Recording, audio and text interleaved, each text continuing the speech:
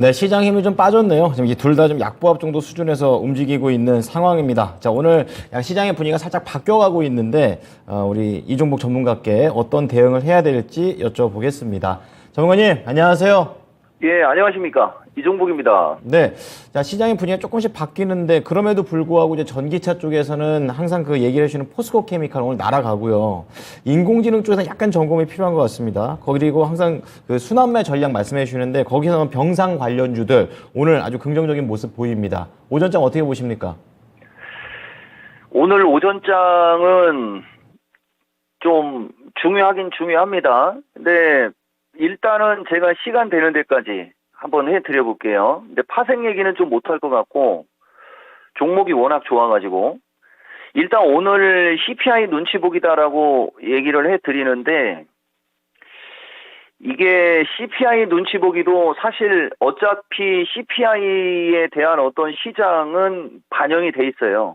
지금 주식시장에. 어제 나스닥 시장인데, 이게 과거에 비해서 너무 이게 변동성이 심해가지고 이게 여러분들 볼 때는 도찌형으로 보일 겁니다, 아마. 지금 이 나스닥 시장이. 근데 지수적으로 보면 어제 13,400단까지 갔던 시장이었거든요. 분봉을 보면 표가 확 나는데 13,400단까지 갔던 게 13,100.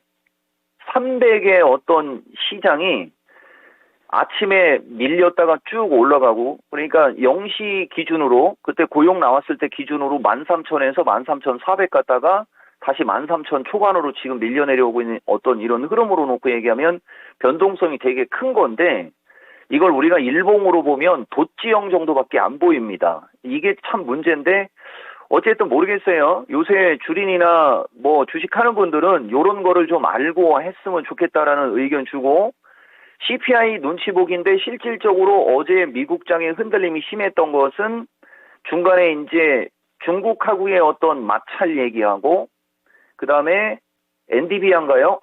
엔디비아가 실적 예상치가 별로 안 좋게 나와 있습니다. 그러면서 이제 엔디비아가 많이 밀리면서 반도체 쪽, IT 섹터 쪽, 이쪽이 좀 밀리고 하면서 어제 미국장이 흔들렸어요. 그거에 비해서는 이게 지금 엔디비아인데, 나스닥 시장이 원래는 엔디비아가 나스닥하고 비슷하게 움직였지 않습니까? 근데 지금 엔디비아는 120일 선을 못 넘어갔는데, 나스닥은 120일 선을 넘어간 게 요게 변수가 되는 거죠. 그래서 요게 변동성 요인이 될 거냐, 아니면은 엔디비아처럼 실적이 뒤처지는 쪽은 못 가는 거고, 실적이 앞서가는 쪽은 이 시장을 이끌고 가는 거고, 요 판단을 좀 내려야 될 것 같고, 저는 후자입니다. 후자. 그래서 어쨌든 이러다 보니까 우리나라 시장 보시면은 여지없이 삼성전자가 6만 전자에서 이제 5만 전자로 밀려 내려왔어요. 여기서 시간이 걸리면 안 되는데 전기전자 약세고, 어쨌든 그렇고, 그러다 보니까 반도체 장비주 쪽도 약하고 요런 특징이 나오는 거고, 이제 본론으로 얘기 드려볼게요. 아까 말씀드렸듯이 그런 상황에서 최근에 3주 가까이 똑같은 얘기를 했었고, 어제하고 오늘은 너무나 똑같은 얘기가 반복될 텐데, 삼성전자의 약세가 종목 장세의 멘토가 돼가지고 종목들이 움직였는데 너무 많이 급등을 해버렸죠. 오늘 현대에너지가 좀 많이 밀리지 않습니까? 요런 게 이제 단기 고점의 시그널이라고 우리가 얘기하는데, 반대로 CS 윈도 같은 경우는 아직도 탄탄하게 움직이죠. 근데 이제 오늘은 얘는 좀 쉬는 모습이고, 하이로 코리아가 또 요 주식을 보면 거래가 2만 주도 안 돼가지고 제가 이건 솔직히 얘기를 안 했던 주식인데, 실적이 겸비됐다고 어쨌든 오늘 같은 경우는 하이로 코리아가 급등을 하고, 그 다음에 성광밴드가 순환매가 나오는 이런 특징이 나오죠. 기존 종목들의 특징이죠. 이거하고 똑같은 겁니다. 전기차도 보시면은 에코프로 BM은 여지없이 좀 흘러내리고 있고, 에코프로가 좀 잘 가는데 에코프로보다 최근에는 포스코 케미칼이 잘 가는 게 눈에 보이실 겁니다. 근데 이제 포스코 케미칼도 이격이 떠가지고, 요거 내 후장 전략에 또 얘기해 드릴게요. 전기차 쪽이 좀 움직이는 거고, 인공지능도 이격이 벌어져 있는 쪽은 약하지만은 어쨌든 지금 흐름이 양호하고요. 그 다음에 제약주도 셀트리온 아마 장 폭락할 때 셀트리온이 아마 짊어져 나왔을 거예요, 여러분. 근데 뭐 셀트리온을 사라 마라 이런 얘기는 저는 안 했습니다, 여러분들한테는. 다만 흐름이 좋은 걸 얘기해 줬는데 어쨌든 전기전자 약하고 저러니까 이제 지수는 받쳐줘야 되고 나스닥도 아까 보면 엔디비아는 그렇게 움직이지만 종목들의 흐름이 좋지 않습니까? 그러니까 우리나라도 같은 이치로 제약주 셀트리온 살려놓고 그다음에 삼성바이오도 흐름 나쁘지 않다는 얘기 해드렸지 않습니까? 이쪽 제약주 쪽이 움직이고 그다음에 지금 방송 중에 또 유니온 또 날아가네요. 근데 거래량이 없기 때문에 추격 매수는 좀 그렇고 저는 히토류 관련주를 상당히 좋게 얘기하는데 어쨌든 이쪽 히토류 관련주들이 순간적으로 움직이는 거. 그다음에 아마 이제 토마토 TV 이 방송 꾸준히 본 분들은 알 거예요. 디지털 화폐 관련주도 아까 장중에 순간적으로 날랐거든요.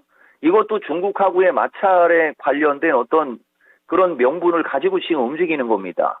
그래서 결론, 나스닥 시장이 돛지형의 흐름으로 나오고 있지만 최근에 저점에서 2000 이상 거의 2500이 올라온 폭에 너무 급등을 해버리니까 돛지형의 모습으로 만들어지는 것처럼 보이지만 변동성이 일정 부분 나오는 것이다. 반도체 쪽에 어떤 흐름이 삼성전자 하이닉스가 약한데 지수를 받쳐줘야 되니까 여타 주식들이 순환매에 나오면서 움직임이 강하다.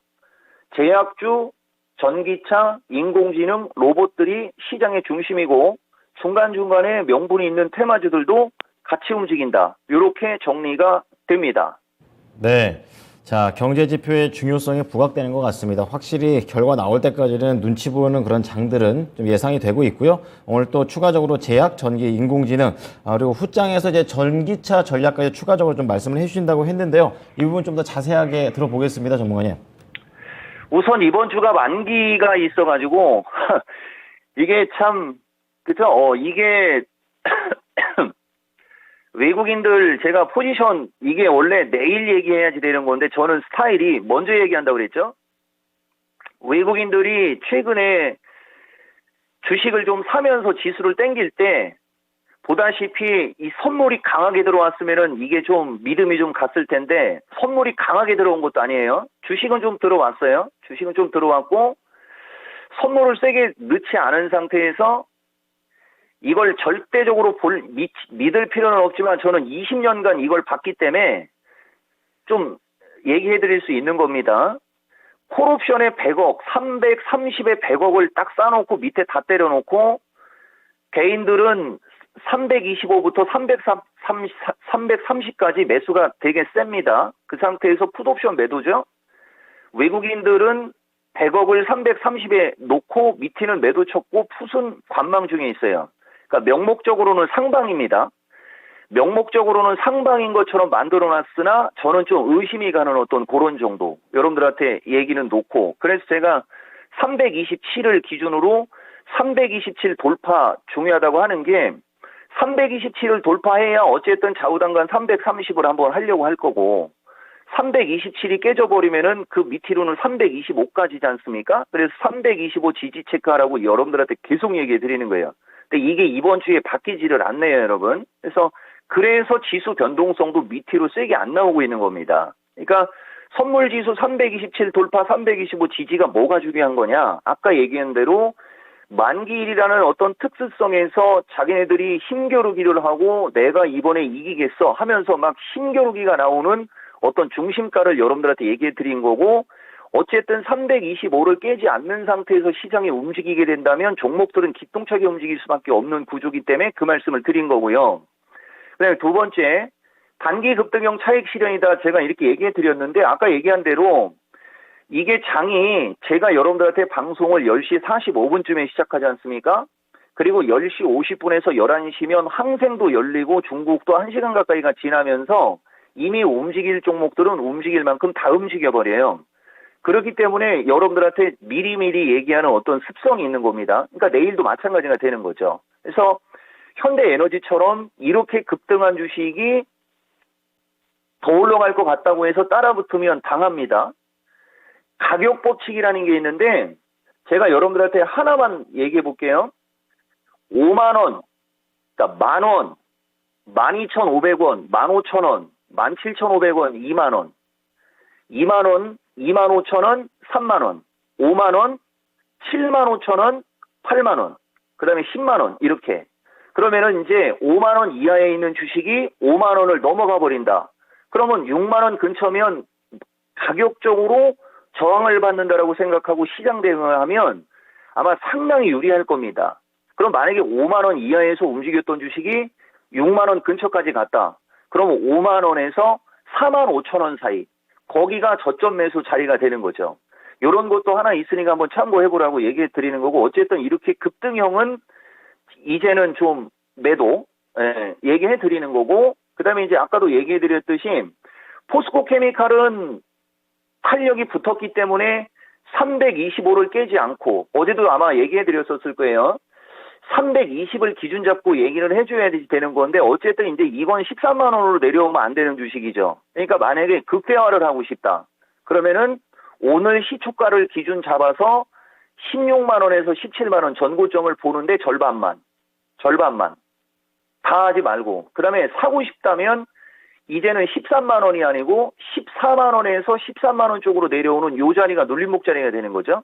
요런 식으로 대응을 하는 어떤 그게 필요해 보이고, 그 다음에 여러분 이 시간에 상신이도 똑같이 얘기해 드렸어요. 결국 제가 얘기한 가격 안 오죠. 그러니까 좋은 주식은 그 지지로 보이는, 일반적으로 보는, 그러니까 이종복이 여러분들한테 어떤 주식을 얘기할 때, 지지가를 얘기할 때는 상당히 보수적인 가격을 주는 거예요. 저항가는 가장 힘이 떨어지는 저항. 그러니까 저항이 3개가 있다. 1차, 2차, 3차가 있다 그러면 저는 1차 저항을 얘기하는 거죠. 왜냐면은 욕심을 내는 스타일이 아니기 때문에 살 때는 최대한도로 보수적으로 저점을 얘기하고, 매도를 할 때는 조금 밑으로 내려서, 아파트로 얘기하면 가격을 낮춰서 판다는 얘기죠.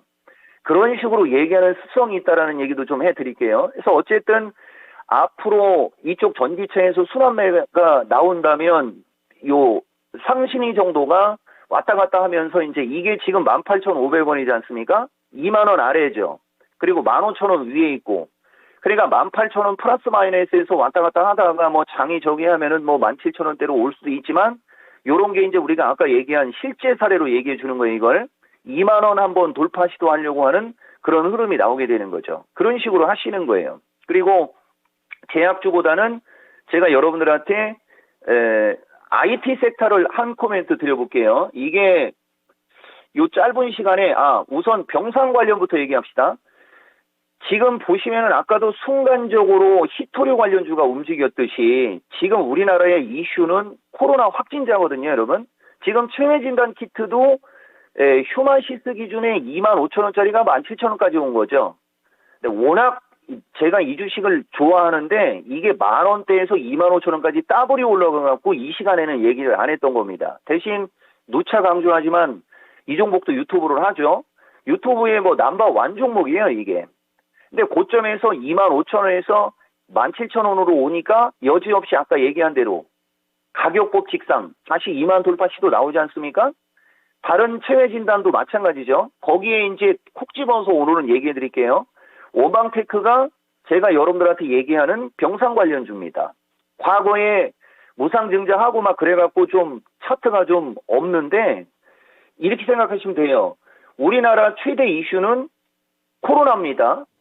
그러면은 뭐가 갈까요, 여러분? 코로나 관련주밖에 갈 게 없는 거죠. 그래서 그쪽에서 여러분들이 주식을 찾는 거죠. 대신 아까도 얘기했듯이 급등형의 주식들은 안 올라갑니다. 바닥 탈출형의 주식들을 해야 되거든요. 그 바닥 탈출형 중에 대표적인 거가 또 헬스케어 관련주들. 근데 헬스케어 관련주들은 아직 올라갈 어떤 모양이 없습니다. 히토류하고 헬스케어하고 차이점은 히토류는 거래량이 신호를 주고 있었고 지금 보면 꾸준히 거래가 늘죠. 근데 헬스케어는 아직 거래량이 꾸준히 늘지는 않아요. 그렇지만 위중증 환자 늘고 확진자 늘고 그러면 어떤 기사가 나오겠어요, 여러분? 뭐 의료 체계를 뭐 손봐야 된다. 의료 체계 다시 뭐 전면 수정해야 된다. 이런 기사에도 한 줄 나오겠죠. 그때 팔아먹는 겁니다. 그냥 쭉 갖고 가는 게 아니고 그런 기사가 나오면 한번 팔아먹는 거. 그래서 지금 장은 CPI 눈치 보기에 물가 관련주는 어쨌든 최근에 상품 가격이 급락하면서 CPI가 예상치가 낮게 나와 있으니까 지금 시점에서는 안 움직이겠고, CPI가 만약에 예상치보다 높게 나오면 지수가 흔들릴 때 이제 물가 관련주는 그때 움직일 것이고, 그다음에 CPI가 예상치 이 정도 나오거나 예상치를 하회하는 식으로 나왔을 때는 그때 가서는 이제 전기차에서 아까 얘기한 대로 순환매적인 종목이 잘 갈 것이고, 제약주는 계속 명분받아서 움직일 것이고, 그때 반도체 쪽이 움직일 것 같긴 한데 그건 일단 가봐야 될 것 같아요. 그래서 반도체 쪽은 폴더본 정확하게 콕 집어서 얘기해드리죠, 여러분. 폴더본, PCB, 그 다음에 태양광 소재 재료주, 가급적이면 LCD 쪽이 많죠, 여러분. 그런 건 LCD 쪽이 많은데, 그런 식으로 지금 시장 찾다 보시면은 요 조정을 잘, 여기서 장이 조정이 잘 나오면 그 다음에는 아마 또 웃을 수 있지 않을까, 요런 판단이 듭니다. 네. 자, IT, PCB, 태양광 알아보도록 하겠습니다. 오늘 말씀 감사합니다. 예, 고맙습니다. 이종복입니다. 네, 지금까지 투자 판단에 도움이 될 수 있는 정보를 제공해 드렸습니다. 하지만 특정 종목의 상승과 하락을 보장하지 않으니까요. 이 부분 참고해 주시기 바랍니다. 오후장도 힘내십시오. 고맙습니다.